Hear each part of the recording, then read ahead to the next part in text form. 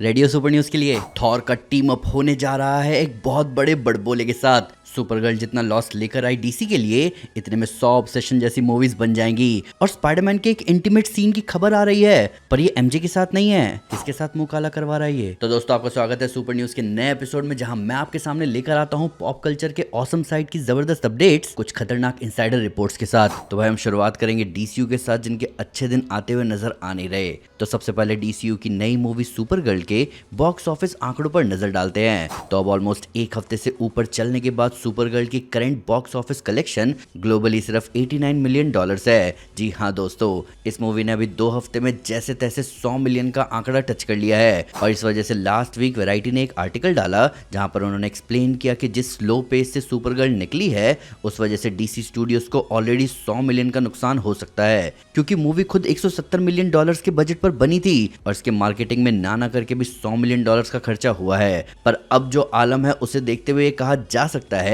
कि डीसी को कहीं $100 मिलियन से ज्यादा का नुकसान ना हो जाए। पर यहाँ पर दिलचस्प बात यह है कि सुपरगर्ल के लंदन प्रीमियर पर डीसीयू के को चेयरमैन पीटर सैफरन ने कहा था कि सालों से डीसी की मूवीज पर ऑडियंस का भरोसा उठ चुका है और सुपरगर्ल और क्लेफेस जैसी मूवीज से हम डीसी फैंस का फेथ वापस लाना चाहेंगे। और ऑनेस्टली फैंस अब क्या ही कहेंगे, पर इस तरह के बॉक्स ऑफिस नंबर्स के बाद तो खुद पीटर सैफरन का फेथ उठ गया होगा उनके खुद की मूवीज से।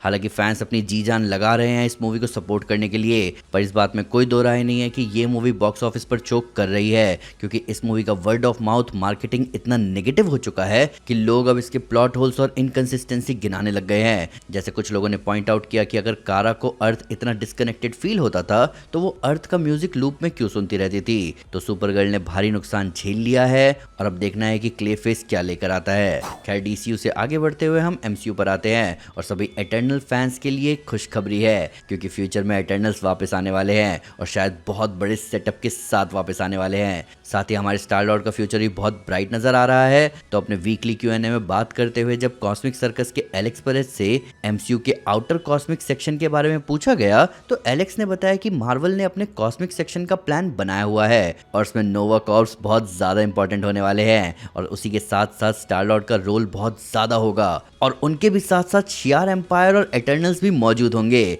अब ये बहुत अच्छी खबर है, क्योंकि पिछले साल नवंबर में अपनी एक मूवी के प्रीमियर के दौरान जब स्क्रीन रैंट ने एटर्नल्स की डायरेक्टर क्लोई जाओ से एटर्नल्स के सीक्वल के बारे में पूछा था, तो उन्होंने कहा था कि वो मोर देन एक्साइटेड है वापस आकर सीक्वल बनाने के लिए। और किसी भी मूवी के लिए ये बहुत अच्छी खबर होती है, क्योंकि क्लोई जाओ एक अकेडमी अवार्ड विनिंग डायरेक्टर है और अगर डायरेक्टर खुद किसी प्रोजेक्ट को लेकर स्टिल एंथुसियास्टिक है, जिसने बॉक्स ऑफिस पर मिक्स्ड परफॉर्मेंस दिया था, तो इस बात का एक ही मतलब होता है कि डायरेक्टर के अंदर अभी भी वो इंटरेस्ट और विजन बाकी है अपनी स्टोरी को लेकर। और हम सब तो चाहेंगे कि मार्वल अपने कॉस्मिक लोर को और आगे बढ़ाए। अब हमारी अगली न्यूज गजब की है, क्योंकि पहली बात तो ये एवेंजर सीक्रेट वॉर से रिलेटेड है और दूसरी बात ये कि ये डेडपूल की न्यूज है। तो industry insider my time to shine ने एक रूमर रिपोर्ट देते हुए एक्स पर बताया कि एवेंजर सीक्रेट वॉर्स में ना ही सिर्फ डेडपूल होने वाला है, बल्कि डेडपूल की पेयरिंग सबसे स्ट्रॉन्गेस्ट एवेंजर के साथ की जाएगी। जी हाँ दोस्तों, एवेंजर सीक्रेट वॉर्स में डेडपूल का सारा स्क्रीन टाइम थॉर के साथ होगा।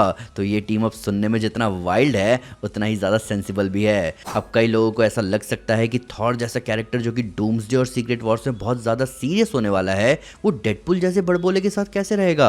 तो मैं आपको बता दूं कि यही थॉर की पर्सनैलिटी की सबसे खास बात है और लोग भूल रहे हैं कि थॉर पहले भी ऐसे ही एक बड़बोले कैरेक्टर के साथ टीम अप कर चुका है। थॉर हमें दिखा था एवेंजर्स इन्फिनिटी वॉर में रॉकेट के साथ। तो थॉर क्योंकि एक एसगार्डियन वॉरियर है, तो उसे कोई कैरेक्टर या तो फालतू लगता है या फिर उसकी पर्सनैलिटी उसे एक जेस्टर वाली लगती है। जैसे कि ऐसा हो सकता है कि इंटरेस्टिंगली थॉर को डेडपूल ज्यादा पसंद आ जाए, क्योंकि वो कैरेक्टर एक इंटेंस सिनेरियो में भी बकवास करना बंद नहीं करता और क्योंकि इन्फिनिटी वॉर की ही तरह इस बार भी डायरेक्टर सेम है, तो थॉर का एक ह्यूमरस कैरेक्टर के साथ पेयरिंग उतना सरप्राइजिंग नहीं होगा। अब हमारी अगली खबर थोड़ी सीरियस है, क्योंकि इस वक्त क्रिस्टोफर नोलन की अपकमिंग फिल्म द ऑडिसी को लेकर काफी डिस्कशन चल रही है। कुछ वक्त पहले द ऑडिसी का सेकंड ट्रेलर रिलीज हुआ और उसके बाद इंटरनेट पर मिक्स्ड रिएक्शंस देखने को मिले। कुछ व्यूअर्स को ट्रेलर काफी पसंद आया, जबकि काफी लोगों ने इसे लेकर अपनी डिसअपॉइंटमेंट भी एक्सप्रेस करी। सोशल मीडिया पर कुछ ब्राउजर एक्सटेंशंस के स्क्रीनशॉट्स भी वायरल हुए जिनमें ट्रेलर के लिए एस्टिमेटेड डिसलाइक्स काफी ज्यादा दिख रहे थे। ध्यान रहे कि YouTube ने ऑफिशियल डिसलाइक काउंट काफी पहले हटा दिया था, इसलिए ये नंबर सिर्फ थर्ड पार्टी ब्राउजर एक्सटेंशंस के एस्टिमेट्स होते हैं, ऑफिशियल फिगर्स नहीं। इन रिएक्शंस की वजह से अब ये डिस्कशन भी शुरू हो गया है कि क्या द ऑडिसी ऑडियंस की एक्सपेक्टेशंस पर खरी उतर पाएगी। कुछ रिपोर्ट्स और ऑनलाइन डिस्कशन इस ट्रेलर को क्रिस्टोफर नोलन के करियर का सबसे नेगेटिवली रिसीव्ड ट्रेलर्स में से एक बता रहे हैं, और कुछ लोग तो इसकी कंपैरिजन रेचल ज़ेगलर की स्नो वाइट के ट्रेलर रिसेप्शन से भी कर रहे हैं। अब देखना यह होगा कि क्या ऑनलाइन बैकलैश का असर मूवी की बॉक्स ऑफिस परफॉर्मेंस पर भी पड़ता है, या फिर नोलन का नाम, लार्ज स्केल विजुअल्स और थिएट्रिकल एक्सपीरियंस ऑडियंस को थिएटर्स तक खींच ही लाएगा।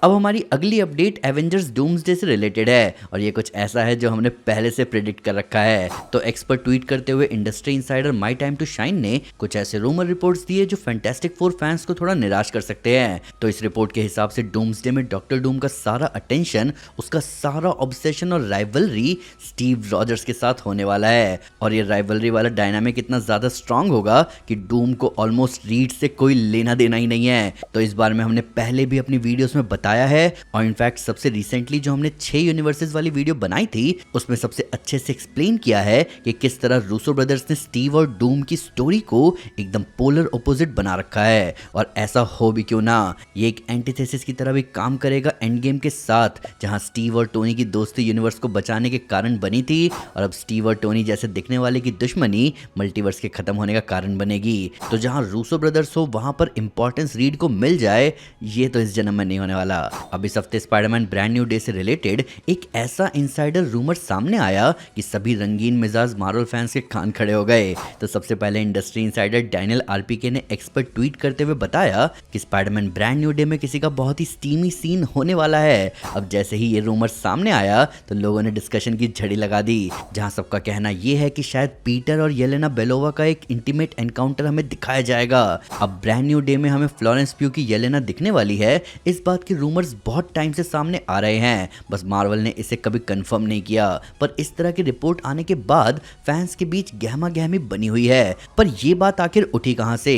तो अभी कुछ दिनों पहले दो इंडस्ट्री इंसाइडर क्रिप्टिक एचडी और माई टाइम टू शाइन दोनों ने ही रिपोर्ट दिया था कि ब्रांड न्यू डे के लिए एक इंटीमेसी कोऑर्डिनेटर को हायर किया गया है पीटर के एक सीन के लिए, और वो सीन एमजे के साथ नहीं है। अब ये रूमर और फिर येलेना वाले रूमर के बाद लोगों ने दोनों रिपोर्ट्स को कंबाइन करके डिसाइड कर लिया कि ये इंटीमेट सीन पीटर और येलेना का ही होगा।